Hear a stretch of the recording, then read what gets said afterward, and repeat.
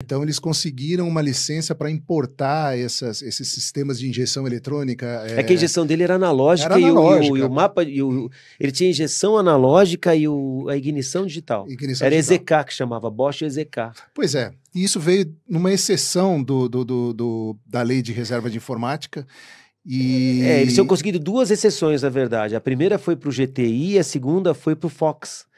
Só que o Fox era diferente, porque o Fox ele começou a ser produzido em 87, antes do GTI, e ele tinha um negócio que chamava regime de drawback. Você está falando do Fox, que é o Voyage exportação. Isso, né? Isso, o Fox que eu falo é o Voyage exportação. É melhor. É outro tipo de licença. Então, né? mas eles esse produto, e eles faziam por drawback. Tanto é que lá na German Garage tem os dois, tem a Paraty e tem o sedã.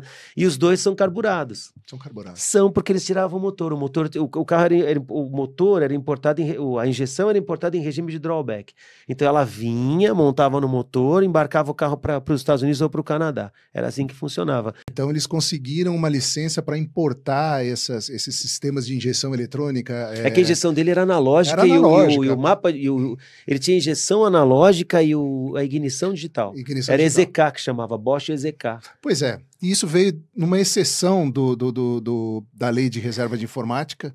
Eles tinham conseguido duas exceções, na verdade. A primeira foi para o GTI e a segunda foi para o Fox. Só que o Fox era diferente, porque o Fox ele começou a ser produzido em 87, antes do GTI, e ele tinha um negócio que chamava regime de drawback. Você está falando do Fox, que é o Voyage exportação. Isso, o Fox que eu falo é o Voyage exportação. Melhor. É outro tipo de licença. Então, né?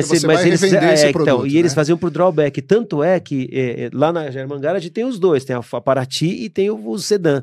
E os dois são carburados. São carburados. São porque eles tiravam o motor. O carro o motor era importado a injeção era importada em regime de drawback.